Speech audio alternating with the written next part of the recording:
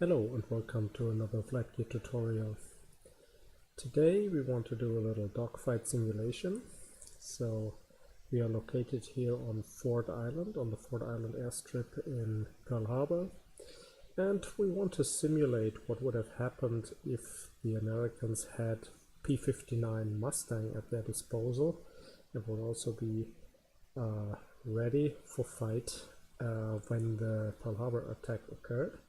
So we will be doing a dogfight against a swarm of A6M2 Zeros fighter aircraft. So let's first have a look around at the surroundings. So I activated the tower view. You can see it here in the view options. There's the tower view, and then we can have a good look around. So there is our P51 Mustang, there's a little Jeep, and this is the Ford Island airstrip. And here you can see the Arizona Memorial, and where you can see this kind of destroyer or cruiser ship. In fact, this is the anchor place for the USS Missouri in reality. So when we turn,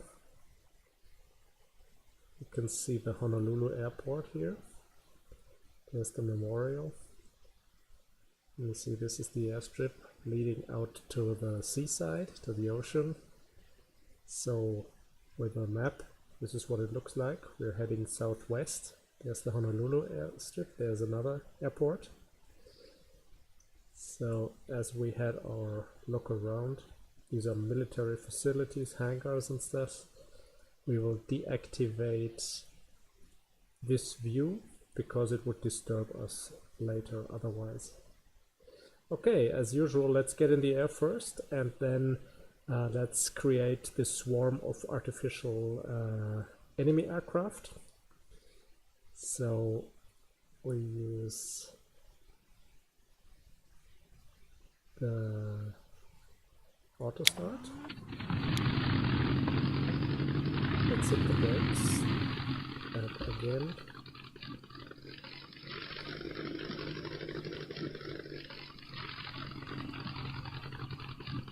Okay, parking brakes enabled. We will be doing our usual takeoff procedure that I have described in another tutorial showing you how to do takeoff and landing with the P51 Mustang. First I hit the Charlie button to close the canopy. You see this handle turning, and the canopy is closing. When I simulated a dogfight before with this aircraft, it seemed that it gave me unlimited ammunition. So here you got the crosshair for aiming. It will be very helpful when we are in the middle of our dogfight. And now we do the usual startup procedure, the usual takeoff procedure. So we go to flaps position 3. You can see here the flaps handle, 1, 2, 3. Keep the flight stick in a neutral position.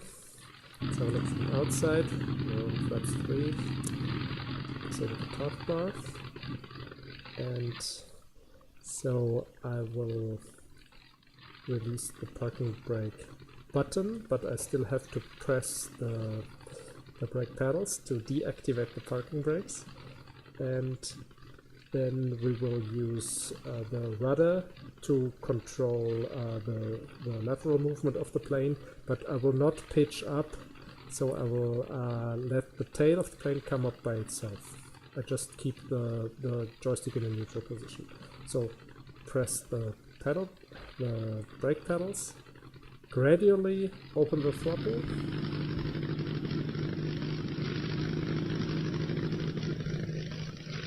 use the rudder quite actively.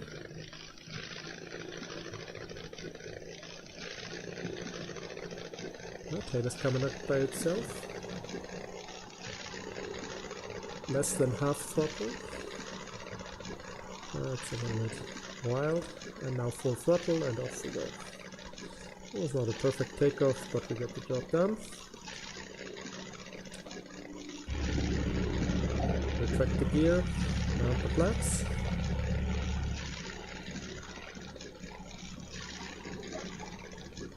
We're using live weather today, so it is quite cloudy. This will help our foes hiding in the clouds. So back to the cockpit view. I suggest you zoom in a little. And now we pause the simulation with the P key and create our enemy swarm. There is the bomb Marine County 0 invasion scenario. We activate it, but that does not make those aircraft appear yet. First, we also want to see if they are actually created. And we want to see where they are, and then I will deactivate the map again. It should be a little bit more fair today. So bombable options. Of course, you can do this only if you have pre-installed the bombable add-on.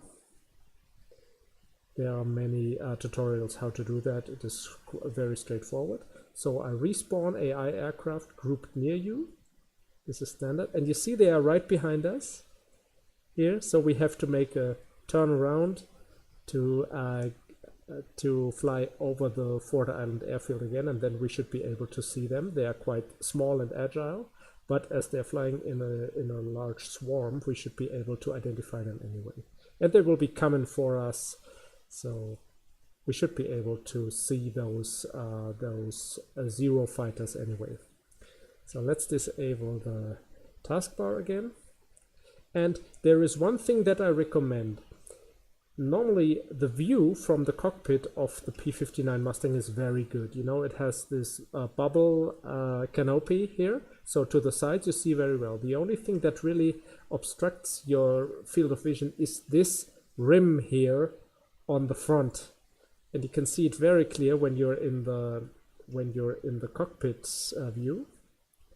This rim, it's quite thick, and it blocks a serious part of your view. So I suggest when you're going after an enemy aircraft, you keep the aircraft outside this rim once you're still trying to get closer, and only when you're going in for the kill, then you should move your aircraft in a way so that that the aircraft that you're aiming for is in this inner view, just in this inner view here, close to the crosshair, when it is big enough so that you won't lose track of this enemy aircraft again. Let's see if I can practice what I preach. So I unpause and make it turn. Let's see if I get a grip on those enemy aircraft. There is the Ford Island.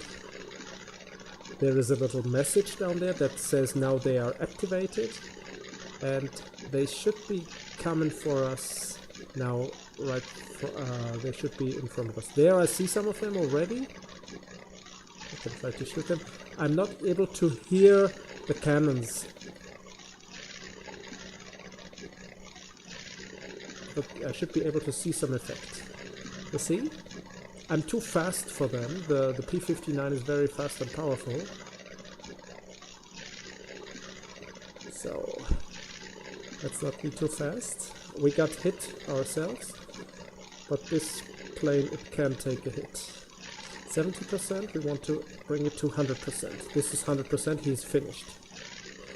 Okay, let's use full throttle again. I'm playing with the throttle. Once I'm approaching the Zero fighters, I have to slow down because otherwise I will simply overshoot them. And as usual, use your coolie hat, if you have configured it beforehand, to change the view. Especially looking overhead is very helpful in a dogfight.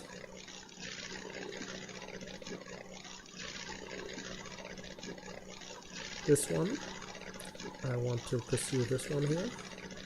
And as you can see, it is better to keep them above you, above your front window, so the windshield. There is one. But I tried to keep this enemy above my windshield so that I have a clear view of the enemy plane. I slow down, reduce the throttle, and now I'm moving in for the kill.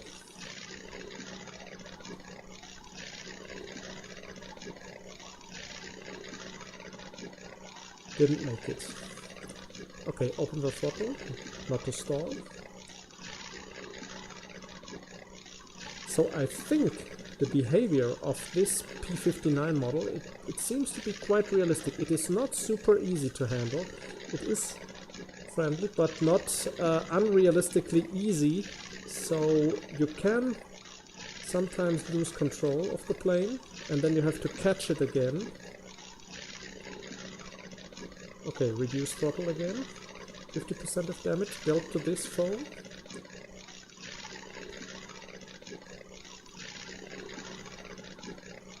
%, 100%, he's done.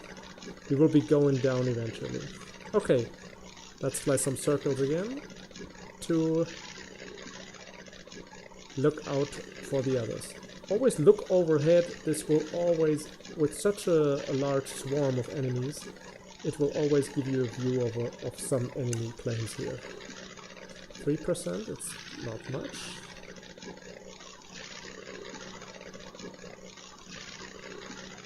There is one in a good position. That is 6.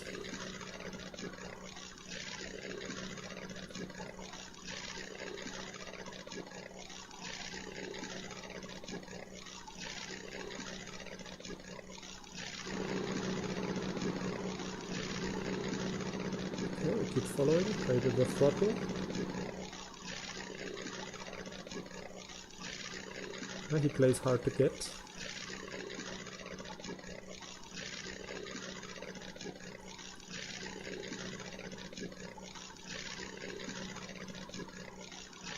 Keep him above your windscreen and now move in for the kill. 100%.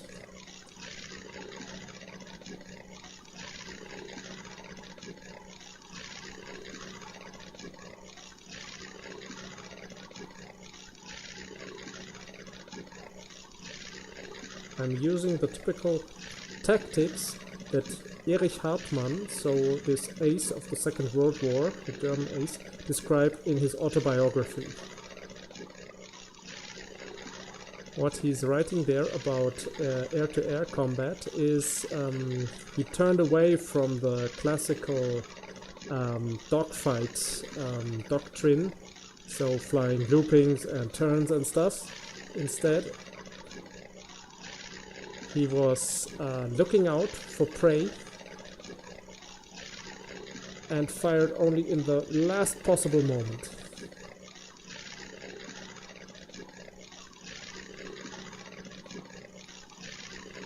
%, of damage. And this is how he was so successful in Second World War, especially on the Eastern Front, scoring 352 air victories, which makes him the all-time ace of aces. Not a very elegant way of fighting, but extremely effective.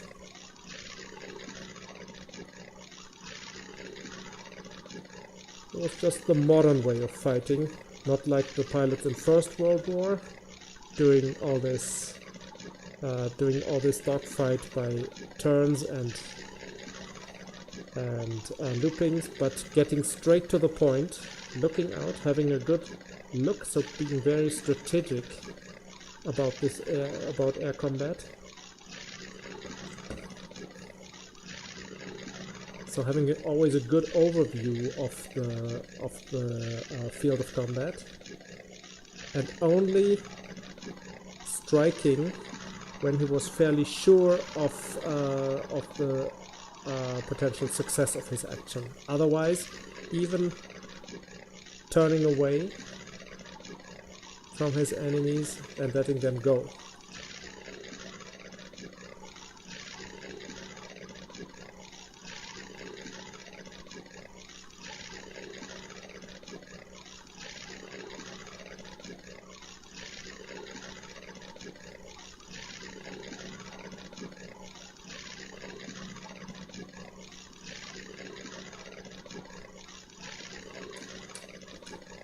Let's stick with this one.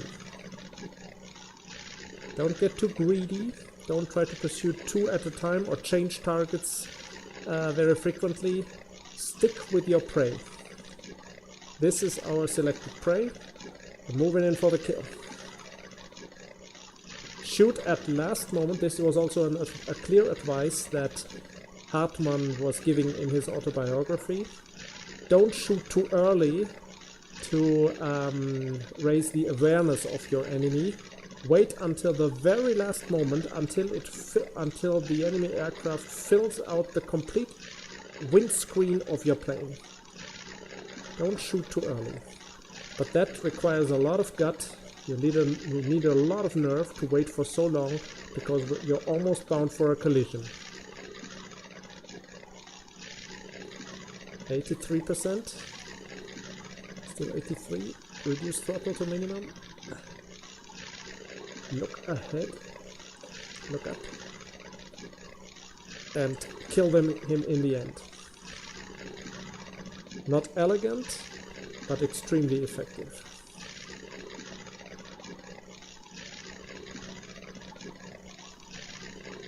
There's another one. We have a clear speed advantage with the P51, so let's use it.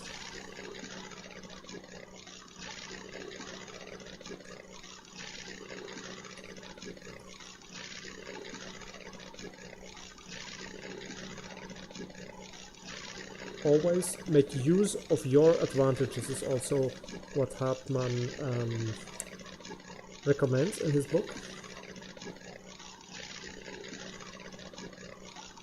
Don't get too careless. He was a very careful man and very intelligent, thinking man.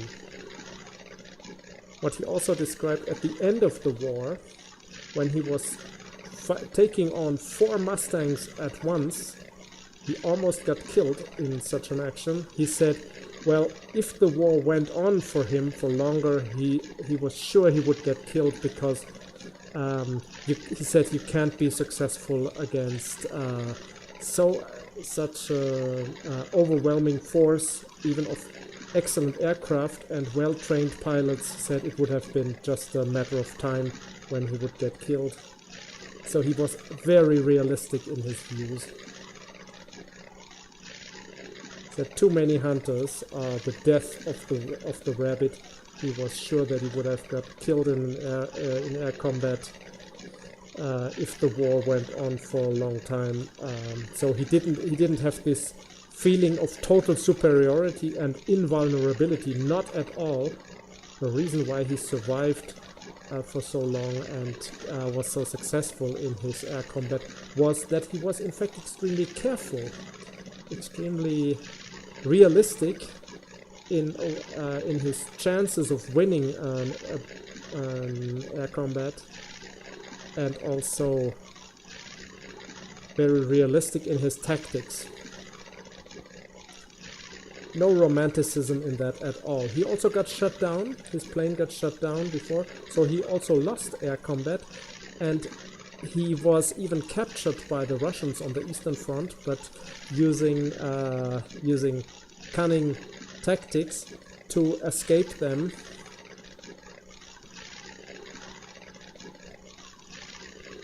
So if you're into air combat and into dogfight and this stuff, even in modern jet airplanes, I absolutely recommend that you read Hartmann's autobiography, where he explains exactly what he was doing and why he was doing the things he did and what made him so successful. It's absolutely no boasting in this autobiography, but it is very sober and realistic, the way he describes things on the Eastern Front, what this air battle was like and what made him successful.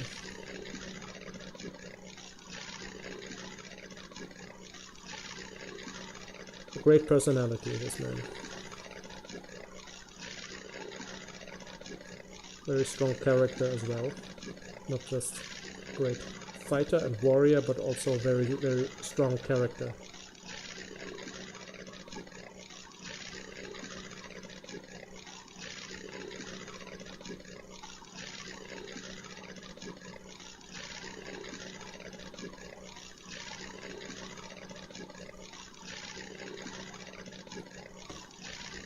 You see, we're making progress, and we don't really need the map to cheat here to to tell us the position of our enemies, because they are coming after us anyway. So we also received more than 70% of damage already, so in the end we could be losing this fight.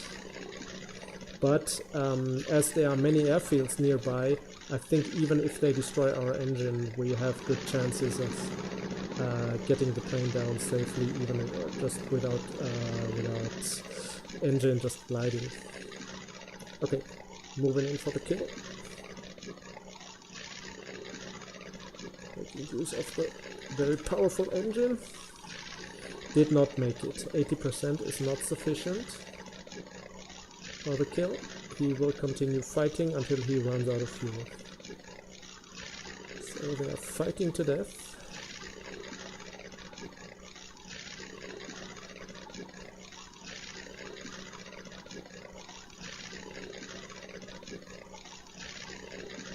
Typical Japanese fighting style. Win or die.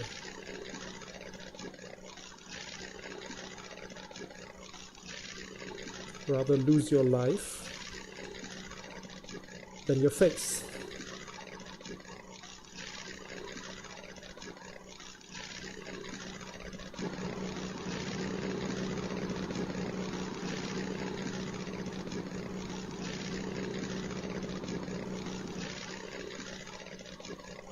Okay, this strong P51 engine gives us an edge over our opponents.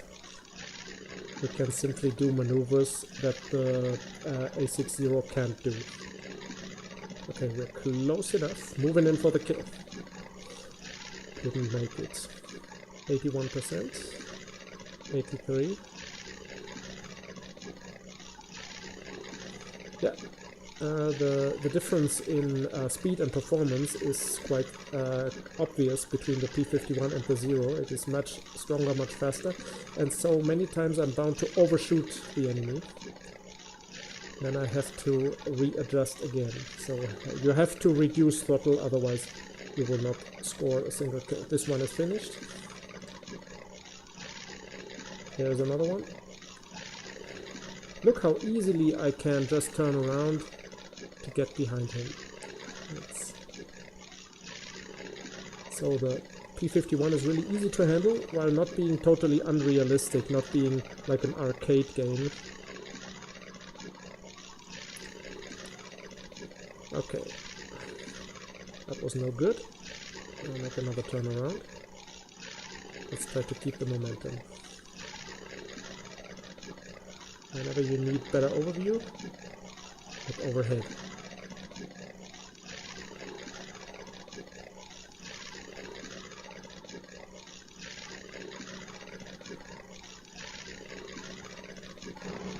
Also look to the sides, not to get surprised by some enemy.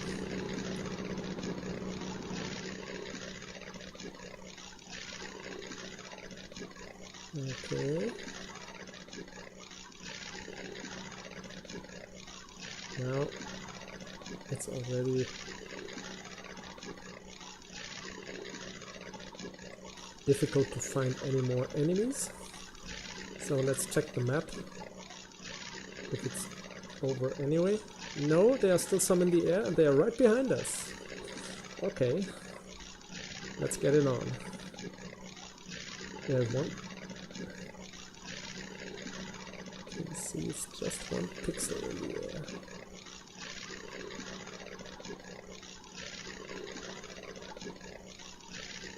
I can also be wrong, maybe it is not an aircraft.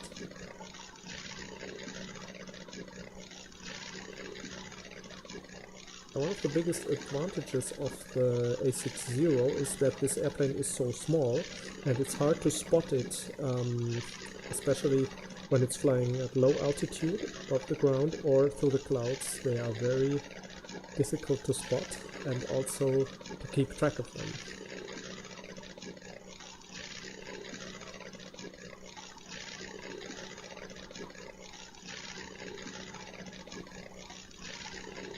Okay, now it seems I'm not able to find them unless I'm cheating with the map. Okay, let's finish them off. There's one last heading north.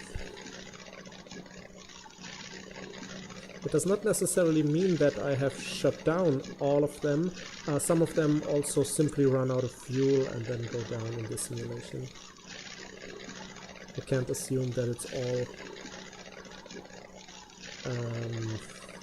air victories. What you see on that map.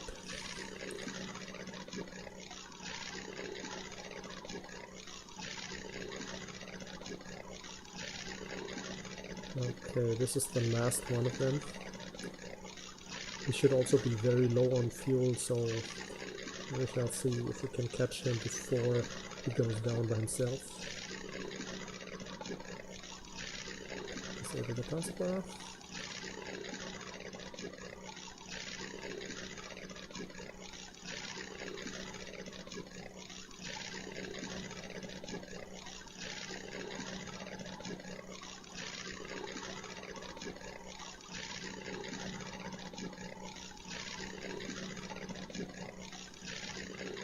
Doesn't seem to be above us, so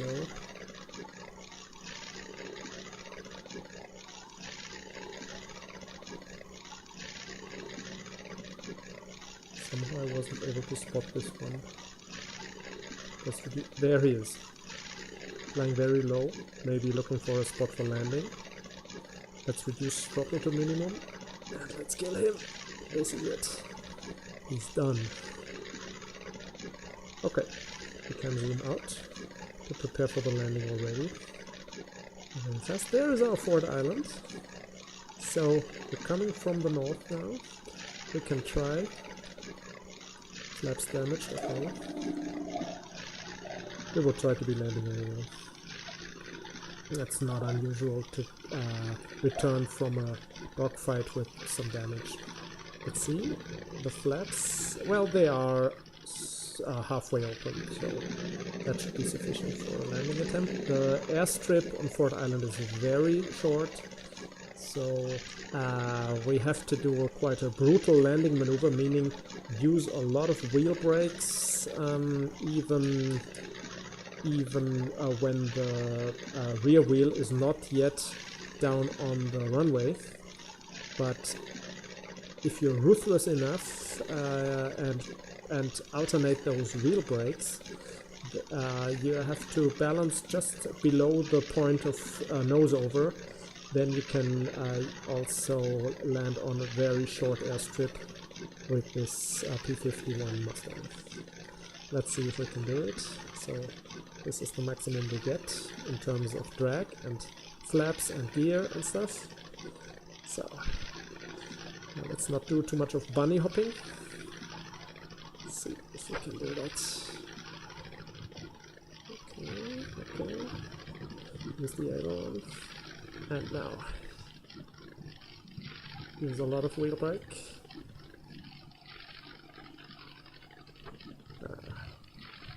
Talking about brutal landing.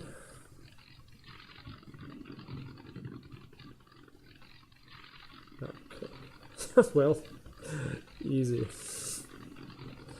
Let's do some bragging. What a great landing skills. No, that was not textbook style. That was at least a really wild landing.